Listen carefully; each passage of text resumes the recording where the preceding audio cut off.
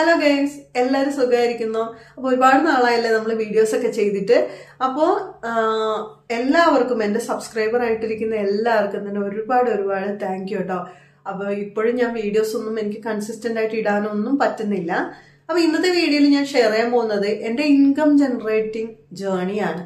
ഞാൻ എന്തൊക്കെ ടൈപ്പിലുള്ള ജോലികൾ ട്രൈ ചെയ്തിട്ടുണ്ട്, ഏതൊക്കെ സക്സസ് ആയി, എന്തൊക്കെ ഫെയിലിയർ ആയി, ഞാൻ എനിക്ക് മനസ്സിലായ എൻ്റെ മിസ്റ്റേക്കുകൾ, ഇതേപ്പറ്റിയൊക്കെ ഞാൻ ഓപ്പൺ ആയിട്ട് നിങ്ങളായിട്ട് ഷെയർ ചെയ്യാണ്. സോ ഇത് ഒരുപാട് പേര് ഇപ്പം എനിക്ക് സത്യം പറഞ്ഞാൽ ഇപ്പം എനിക്ക് നല്ലൊരു ഹാപ്പിയാണ് ഞാൻ. കാരണം എന്താണെന്ന് വെച്ച് കഴിഞ്ഞാൽ ഞാൻ നോക്കുമ്പോൾ എൻ്റെ ചുറ്റുമുള്ള ഒരുപാട് സ്ത്രീകൾ, എന്നെ പോലുള്ള ഒരുപാട് ആൾക്കാർ എന്തെങ്കിലും ഒരു ഇൻകം ഉണ്ടാക്കണം എന്നുള്ള ഒരു മെന്റാലിറ്റിയിൽ ഇരിക്കുന്നവരാണിപ്പോൾ. അത് തന്നെ ഒരു വലിയ കാര്യമാണ്. ആരും വെറുതെ ഇരിക്കാൻ ആഗ്രഹിക്കുന്നില്ല. എല്ലാവരും എന്തെങ്കിലുമൊക്കെ ഒരു സൈഡ് ഇൻകം ഉണ്ടാക്കണം എന്നുള്ള ഒരു ചിന്തയിൽ തന്നെയാണ് അതിന്റെ ശ്രമങ്ങളൊക്കെ നടത്തുന്നു. ചിലവർക്ക് ഫെയിലിയർ ആവുന്നു, ചിലർക്ക് കൺസിസ്റ്റന്റ് ആയിട്ട് പോകാൻ പറ്റുന്നില്ല, ചിലവർ ചൂസ് ചെയ്യുന്ന മേഖല തെറ്റായി പോകുന്നു, അങ്ങനെയൊക്കെ ഉണ്ട്. സോ എനിക്കും അതുപോലെ തന്നെയാണ്. അപ്പം ഞാൻ ഷെയർ ചെയ്യാം ഒന്നൊന്നായിട്ട് ഞാൻ എന്താണ് ആദ്യം തുടങ്ങിയത്, എന്തൊക്കെ ഫെയിലിയർ ആയി, എന്താണ് എൻ്റെ പ്രശ്നം ഞാൻ കണ്ടുപിടിച്ചതെന്നുള്ളതും എൻ്റെ സിറ്റുവേഷൻസും ഒക്കെ വെച്ചിട്ടാണ്.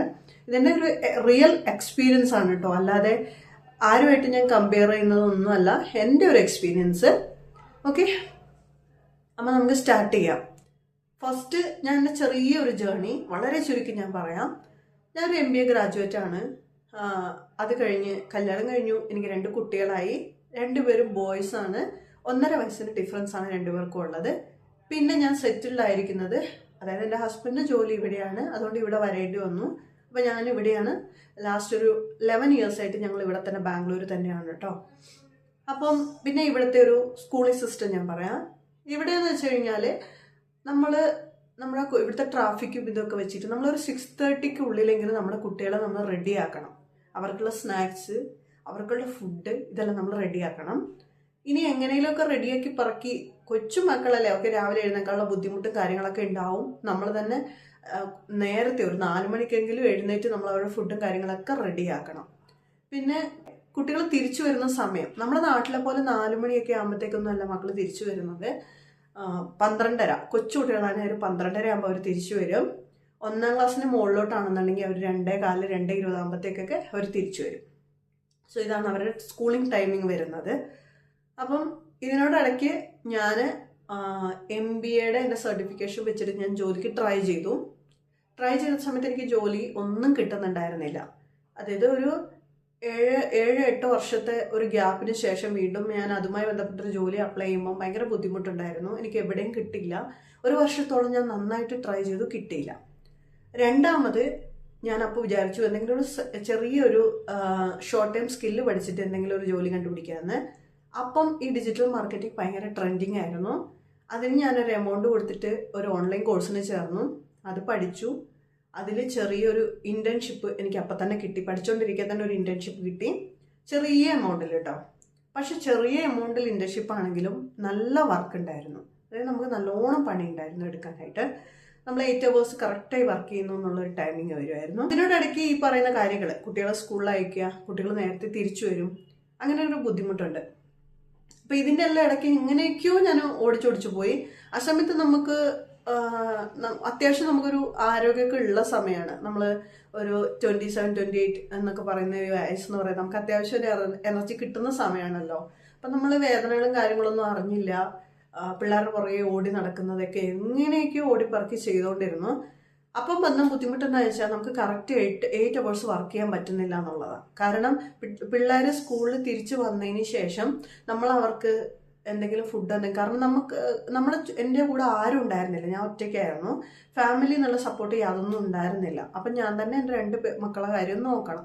അപ്പോൾ അവർക്കുള്ള ഫുഡ് കൊടുക്കുക, അവരെ ടേക്ക് കെയർ ചെയ്യുക, അങ്ങനെയൊക്കെ 1-2 മണിക്കൂറൊക്കെ ഇങ്ങനെ പോകും. പിന്നെ ഇവർ അടിയും വഴക്കും കൂടുമ്പോൾ അവരെ കരയും വഴക്കാക്കും. അങ്ങനെയൊക്കെ പോകുന്ന സമയത്ത് 2-3 മണിക്കൂർ ചുമ്മാ അങ്ങ് പോയിക്കൊണ്ടിരിക്കും. പിന്നെ രാത്രി ഇരുന്നിട്ട് എക്സ്ട്രാ ഇവരെല്ലാം ഉറങ്ങിക്കഴിഞ്ഞതിന് ശേഷം വർക്ക് ചെയ്യണം എന്നുള്ള അവസ്ഥ വന്നു.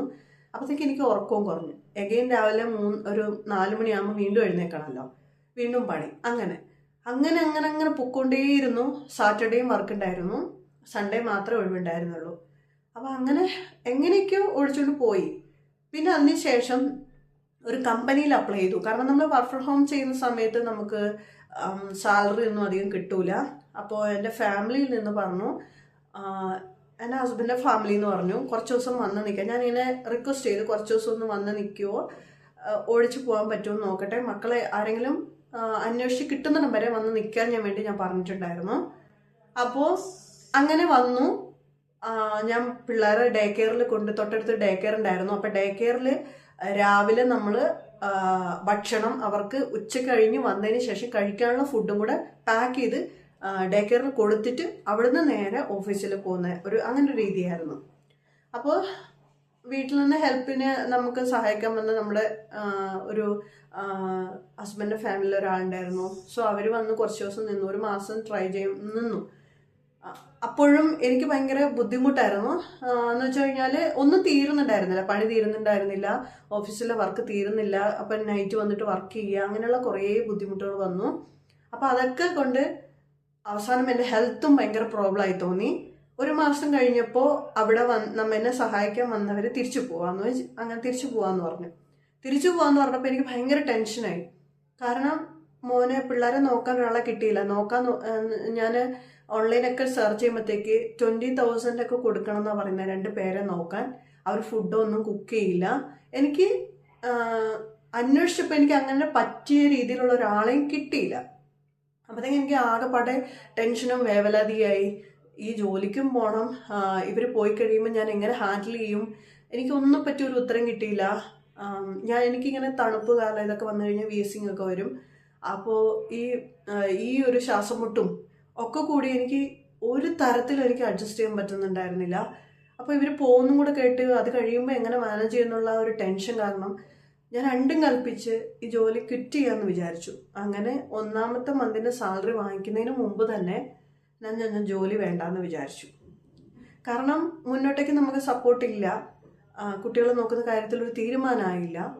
ഇത് നമുക്ക് ചുറ്റുമുള്ള ആൾക്കാർ എളുപ്പമല്ലേ, അങ്ങനെ ചെയ്താൽ പോരെ ഇങ്ങനെ ചെയ്താൽ പോരെ എന്ന് പറയും. പക്ഷേ നമുക്ക് നമ്മുടെ കുട്ടികളുടെ കാര്യത്തിൽ ഒരു ഉറപ്പ് വരാതെ എന്നെ സംബന്ധിച്ച് എനിക്ക് അതൊരു ഡിസിഷൻ എടുക്കാൻ പറ്റില്ലായിരുന്നു. കുട്ടികളുടെ കാര്യത്തിൽ റിസ്ക് എടുക്കാൻ ഞാൻ തയ്യാറായിരുന്നില്ല. എൻ്റെ ഹെൽത്ത് എങ്ങനെ നോക്കിയാലും അത് മാനേജ് ചെയ്യാൻ പറ്റുന്നുണ്ടായിരുന്നില്ല. അപ്പോൾ പിന്നെ അങ്ങനെ എനിക്ക് സപ്പോർട്ട് കിട്ടുമെന്നുള്ള ഒരു ബാക്ക്ഗ്രൗണ്ടിൽ നിന്നുള്ള ഒരു സപ്പോർട്ട് കിട്ടുമെന്നുള്ള അവരുടെ ഭാഗത്തു നിന്നുള്ള ഒരു ഇതിലാണ് ഞാനിത് മുന്നോട്ട് കൊണ്ടുപോകാമെന്ന് വിചാരിച്ചത് കേട്ടോ. അതുകൊണ്ടാണ് ഞാൻ ജോലിക്ക് ജോയിൻ ചെയ്തത്. പക്ഷേ പാതി വഴിയായപ്പോൾ അത് ശരിയായില്ല. ഞാൻ ആരെയും ഇതിൽ കുറ്റപ്പെടുത്തുന്നില്ല. വർക്കൗട്ടായില്ല, ഞങ്ങൾ ഡ്രോപ്പ് ചെയ്തു. പിന്നെ അതിന് ശേഷം കുറച്ച് സമയം എടുത്തിട്ട് ഞാൻ തിങ്ക് ചെയ്തു എന്ത് ചെയ്യാൻ പറ്റും, എന്താണ് ചെയ്യാൻ പറ്റുക എന്നുള്ളത് ആലോചിച്ചു. സോ എൻ്റെ ഞാൻ രണ്ടാമത് തിരഞ്ഞെടുത്ത വഴിയാണ്, എൻ്റെ അമ്മ ഒരു ടൈലറാണ്. അപ്പോൾ ഞാൻ കുറച്ച് മാക്സി തുണികൾ എടുത്തു കൊടുത്തിട്ട് അമ്മേനെ കൊണ്ട് സ്റ്റിച്ച് ചെയ്യിപ്പിച്ചു. സ്റ്റിച്ച് ചെയ്തപ്പം ആദ്യം നമ്മുടെ നാട്ടിലൊക്കെ നല്ലോണം സെയിലാകുന്നുണ്ട്. ഞാൻ ഓൺലൈനായിട്ടും കൂടെ അതിനെ ചെയ്യാമെന്ന് വിചാരിച്ചിട്ട് ഓൺലൈനായിട്ട് ഞാൻ നല്ല ട്രൈ ചെയ്തു കേട്ടോ. 1 മാസം എനിക്ക് എൻക്വയറീസ് നന്നായിട്ട് വരുന്നുണ്ടായിരുന്നു. ഞാൻ വീഡിയോസ് ഇടുന്നു, നമ്മുടെ ചാനലിൽ തന്നെ ഉണ്ട്, നൈറ്റിയുടെ വീഡിയോസൊക്കെ ഞാൻ ഇട്ടിട്ടുണ്ട്. നല്ലോണം എൻക്വയറീസ് വരുന്നുണ്ട്. പക്ഷേ ഇത്രയും ഒരു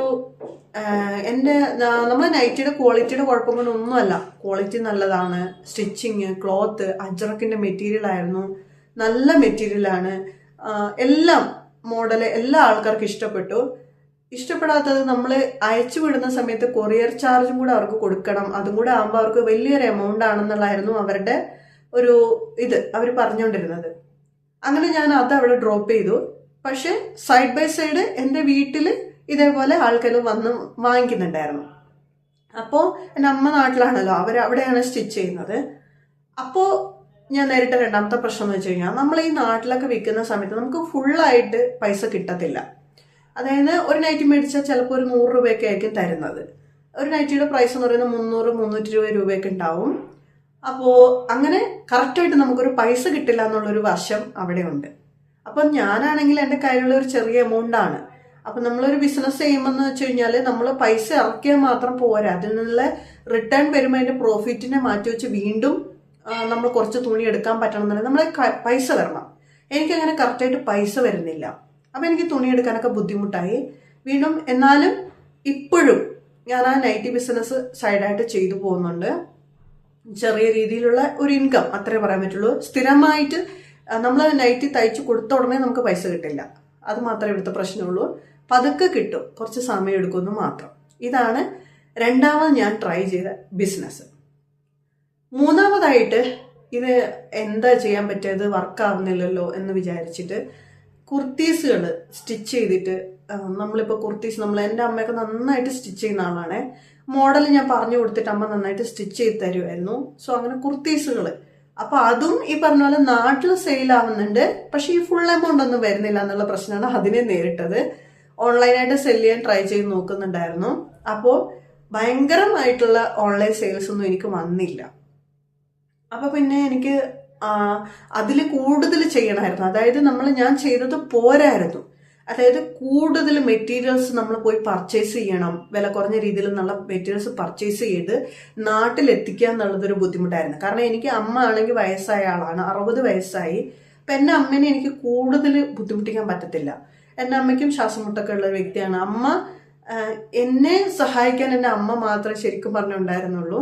അപ്പം എൻ്റെ അമ്മയ്ക്ക് എന്നെ ഭയങ്കരമായിട്ട് ഹെൽപ്പ് ചെയ്യണം എന്നുള്ളത് കൊണ്ട് അമ്മ എന്നെ സഹായിച്ചതാണ്.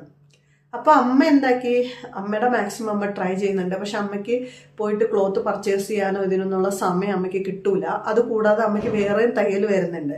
അപ്പൊ അതിനിടയ്ക്കാണ് ഇതൊക്കെ മാനേജ് ചെയ്യുന്നത്. അമ്മ തയ്യക്കൂലി പോലും സ്വന്തം മോളെ അവരെങ്ങനെയെങ്കിലും അവൾക്ക് എന്തെങ്കിലും ഒരു ഇൻകം വരട്ടെ എന്നുള്ളതുകൊണ്ട് അമ്മ തയ്യക്കൂലി പോലും അമ്മ എടുക്കാതെ കിട്ടുന്ന പൈസ എനിക്ക് അമ്മ അയച്ചു തരിക ചെയ്തുകൊണ്ടിരുന്നത്.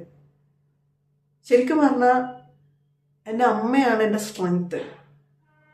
അമ്മ എനിക്ക് സപ്പോർട്ട് ഇപ്പോഴും നിൽക്കുന്നതുകൊണ്ടാണ് എനിക്ക് എന്തെങ്കിലുമൊക്കെ ചെയ്യാൻ പറ്റുന്നത് കേട്ടോ. അതിൽ യാതൊരുവിധ സംശയമില്ല. അങ്ങനെ അമ്മയും ഒരു ഭാഗത്തുനിന്ന് അപ്പോഴാണ് മനസ്സിലായത് ഇന്ന പോലെ എനിക്ക് ഇവിടുന്ന് തുണി പോയി എടുക്കാനുള്ള, എറണാകുളത്തോ അല്ലെങ്കിൽ എവിടെയാണോ ഹോൾസെയിലായിട്ട് കിട്ടുന്നത് അവിടെ പോയി എടുക്കാനുള്ള ഒരു വഴി കിട്ടുന്നേ ഉണ്ടായിരുന്നു. അല്ലെങ്കിൽ പറ്റൂല. കാരണം ഇവിടെ കുഞ്ഞുങ്ങളെ നോക്കാൻ ആരുമില്ല. ഇവരെ എനിക്ക് ഇവിടെ ഇട്ടിട്ട് പോകാൻ പറ്റൂല. പിന്നെ എൻ്റെ ഹസ്ബൻഡ് ജോലിയുടെ ഒരു രീതി അങ്ങനെയാണ്. അവർക്ക് അത്രത്തോളം IT ഫീൽഡിലാണ്, അത്രത്തോളം അവർ സ്ട്രെസ്സായിട്ടും, പുള്ളി ഒരു മാനേജറും കൂടിയാണ് ഒരു കമ്പനിയിൽ. സോ അത്രത്തോളം അവർക്ക് എന്നെ ഹെൽപ്പ് ചെയ്യാൻ പറ്റുന്ന ഒരു സിറ്റുവേഷൻ അവർക്ക് ഉണ്ടാവാറില്ല.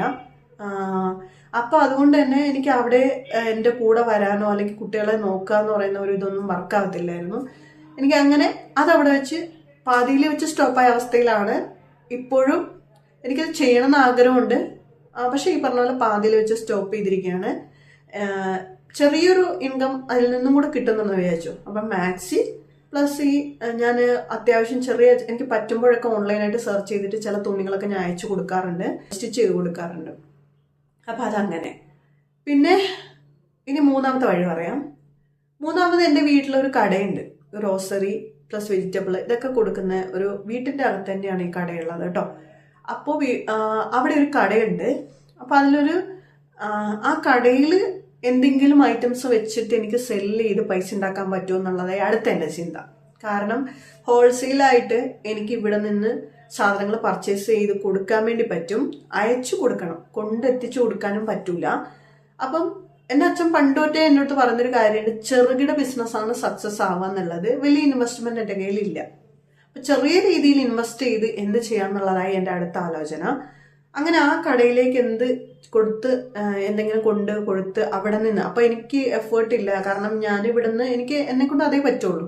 ഇപ്പൊ എനിക്ക് കുട്ടികളെ ഇട്ടിട്ട് പോകാൻ പറ്റൂല, വീട്ടിൽ നിന്ന് എനിക്ക് ഇറങ്ങിപ്പോയി പർച്ചേസ് ചെയ്യാനുള്ളൊരു സാഹചര്യം ഇല്ല. അപ്പൊ എനിക്ക് ഇവിടെ ഇരുന്നുകൊണ്ട് എന്ത് ചെയ്യാൻ പറ്റുമെന്നായി ആലോചന. അങ്ങനെ അവിടെ ഒരു ഫാൻസിയുടെ ഒരു സെറ്റപ്പ്, ഒരു ചെറിയ ഫാൻസി സെറ്റപ്പ് ഞാൻ സ്റ്റാർട്ട് ചെയ്തു. തിരൂർ പൊന്നെ അതാണ് ആദ്യം ഇറക്കിയത്. അതിൽ അത്യാവശ്യം നല്ല സെയിൽ വരുന്നുണ്ടായിരുന്നു. പിന്നെ നമ്മളെ ഫാൻസി ഐറ്റംസ് അങ്ങനത്തെ സാധനങ്ങളൊക്കെ കുറച്ച് കൊണ്ട് ഇറക്കി വെച്ചു. അപ്പം എനിക്ക് അത് പതുക്കെ അത് മൂവ് ആവാൻ തുടങ്ങി. ഡെയിലി ഒരു ഇൻകം എനിക്ക് അതിൽ നിന്ന് വരാൻ വേണ്ടി തുടങ്ങി. പിന്നെ അതേപോലെ തന്നെ ഫ്രീലാൻസ്, ഞാൻ പറഞ്ഞു, ഞാൻ ഡിജിറ്റൽ മാർക്കറ്റർ ആയതുകൊണ്ട് തന്നെ വല്ലപ്പോഴും ചില വർക്കുകളൊക്കെ നമുക്ക് വരാറുണ്ട്.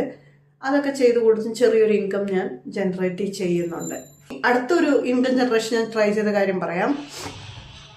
ഞാൻ യൂട്യൂബ് സ്റ്റാർട്ട് ചെയ്തിട്ടുണ്ടായിരുന്നു 2020-ലാണെന്ന് തോന്നുന്നു. 2020 ഞാൻ യൂട്യൂബ് സ്റ്റാർട്ട് ചെയ്തിട്ടുണ്ടായിരുന്നു. മോണിറ്റൈസേഷനുമായി ഞാൻ കൺസിസ്റ്റന്റ് ആയിട്ട് ഒരുപാട് വീഡിയോസ് ചെയ്തു. പക്ഷേ എനിക്ക് മോണിറ്റൈസേഷൻ ആയി കഴിഞ്ഞതിന് ശേഷം എനിക്ക് ഇതേപോലെ തന്നെ ഫാമിലിയിൽ ഒരു ബുദ്ധിമുട്ട് വന്ന സമയത്ത് എനിക്ക് കൺസിസ്റ്റന്റ് ആയിട്ട് വീഡിയോ ചെയ്യാൻ പറ്റിയില്ല. അങ്ങനെ എൻ്റെ മോണിറ്റൈസേഷൻ പോയി. അതായത് ഈ 4000 മണിക്കൂർ കുറെ പുറകോട്ട് കുറഞ്ഞു വരുമല്ലോ, അങ്ങനെ കുറഞ്ഞു വന്നിട്ട് അതും പോയി. അപ്പോൾ പിന്നീട് എത്ര വീഡിയോസ് ഇട്ടിട്ടും പിന്നെ നമുക്കൊരു മനസ്സിനൊരു വേദനയാണല്ലോ. ഇത്രയും കഷ്ടപ്പെട്ട് നമ്മൾ മോണിറ്റൈസേഷൻ ആക്കിയിട്ട് വീണ്ടും നമുക്കൊരു വീഡിയോ ഇടുമ്പോൾ അത് നമ്മൾ യൂട്യൂബ് പ്രൊമോട്ട് ചെയ്യുന്നില്ലാത്ത പോലെ എനിക്ക് തോന്നി. വീണ്ടും ഞാൻ എത്ര വീഡിയോ ഇട്ടിട്ടും ചാനൽ നമുക്ക് മുന്നോട്ട് പോകുന്നില്ല. അതായത് ഇപ്പം ഞാൻ ഈ ചെയ്തുകൊണ്ടിരിക്കുന്ന ചാനൽ തന്നെയാണ് ഞാൻ പറയുന്നത്. 2-3 ചാനൽ വേറെ ട്രൈ ചെയ്ത് നോക്കി, ഒന്നും ക്ലിക്കായില്ല. കുറേ ചാനൽ ഞാൻ ചെയ്തിട്ടുണ്ട് കേട്ടോ, കുറേ ചാനൽ ഞാൻ ട്രൈ ചെയ്ത് നോക്കിയിട്ടുണ്ട്, കുറേ യൂട്യൂബ് വീഡിയോസ് ഇട്ടിട്ടുണ്ട്, പക്ഷെ ഒന്നും വർക്കായില്ല. പല കാറ്റഗറിയിൽ നോക്കിയിട്ടുണ്ട്. പിന്നെ ഇപ്പം ഈ കണ്ടന്റ് ക്രിയേഷൻ എന്ന് പറഞ്ഞാൽ എനിക്കൊരു മടുപ്പുള്ള കാര്യമല്ല, എനിക്ക് ഇഷ്ടമുള്ള കാര്യം. അതുകൊണ്ടാണ് ഞാനിപ്പോൾ വീണ്ടും എനിക്ക് കണ്ടന്റ് ക്രിയേറ്റ് ചെയ്യാൻ ഇഷ്ടമായിട്ടാണ് ഞാൻ വീണ്ടും വീഡിയോ ചെയ്യുന്നത്. സോ ഇതായിരുന്നു എൻ്റെ ജേർണി. അപ്പം ഇതൊക്കെയാണോ നിന്റെ ബിസിനസ് എന്ന് ചിലർ വിചാരിക്കും. പക്ഷെ എന്നെ സംബന്ധിച്ച്, എൻ്റെ ഒരു സാധാരണക്കാരിയെ സംബന്ധിച്ച് എനിക്ക് ഇതൊക്കെയാണ് ഞാൻ ശ്രമിച്ചു നോക്കി. ഇതാണ് എൻ്റെ റിയൽ ആയിട്ട് ഞാൻ ശ്രമിച്ചു നോക്കിയ കാര്യങ്ങൾ. അടുത്തൊരു ഇൻകം ജനറേഷൻ കാര്യം ഞാൻ പറയാം. എൻ്റെ ഹസ്ബൻഡ്, അത് ഞാൻ ഇതിൻ്റെ ഒരു വീഡിയോ ഞാൻ ഇതിൽ ഡിസ്ക്രിപ്ഷനിൽ കൊടുക്കാം, നിങ്ങൾ കാണണം. ഞാൻ വർഷങ്ങൾക്ക് മുമ്പേ ചെയ്യുന്ന ഒരു കാര്യമാണിത്. എൻ്റെ ഹസ്ബൻഡ് ഗ്രോസറി എക്സ്പെൻസ് ഒന്നും പറഞ്ഞിട്ട് എനിക്കൊരു എമൗണ്ട് തരും. ഞാൻ ഒന്നും കൂടെ പറയാം, ഗ്രോസറി എക്സ്പെൻസ് ആണ്, അല്ലാതെ ഒരിക്കലും പിന്നെ കറണ്ട് ബില്ലോ ഗ്യാസ് ബില്ലോ ഇതൊന്നും ഇതിൽ പെടുന്നതല്ല കേട്ടോ. ഗ്രോസറി എക്സ്പെൻസ് അതെനിക്ക് തരും. അപ്പം പെർ ഡേ ഒരു 200 റുപ്പീസാണ് ഞാൻ എൻ്റെ മനസ്സിൽ വെച്ചിട്ടുണ്ടാവുക. തരുമ്പോൾ തന്നെ ഇപ്പൊ 10,000 ആണ് എനിക്ക് തരുന്നതെന്നുണ്ടെങ്കിൽ അതിൽ 200 റുപ്പീസ് ഇൻറ്റു 30 ഡേയ്സ് അങ്ങനെ കാൽക്കുലേറ്റ് ചെയ്യും.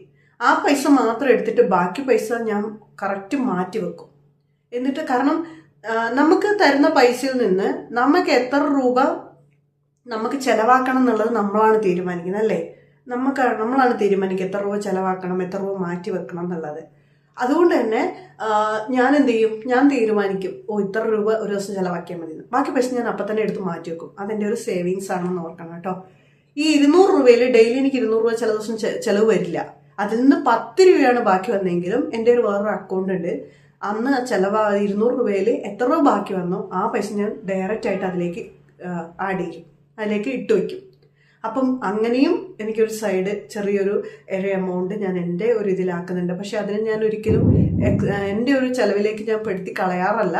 അതിനെ ഞാൻ ഒന്നെങ്കിൽ RD ആയിട്ട്, മന്ത്ലി RD ആയിട്ട് കൺവേർട്ട് ചെയ്യും. അതല്ലാന്നുണ്ടെങ്കിൽ പിന്നെ ഇതേപോലെ തന്നെ ഡെയിലി കളക്ഷൻ എന്ന് പറയുന്നത് ഉണ്ട്, അതിലേക്ക് ഞാൻ കൊടുക്കും. അങ്ങനെയാണ് ഞാൻ ചെയ്യാറുള്ളത് കേട്ടോ. അപ്പം ഇത്രയും കാര്യങ്ങളാണ് എൻ്റെ ഒരു ഇൻകം ജനറേഷൻ ജേർണി എന്ന് പറയാനുള്ളത്. അടുത്ത വീഡിയോയിൽ വീണ്ടും കാണാം. Bye bye.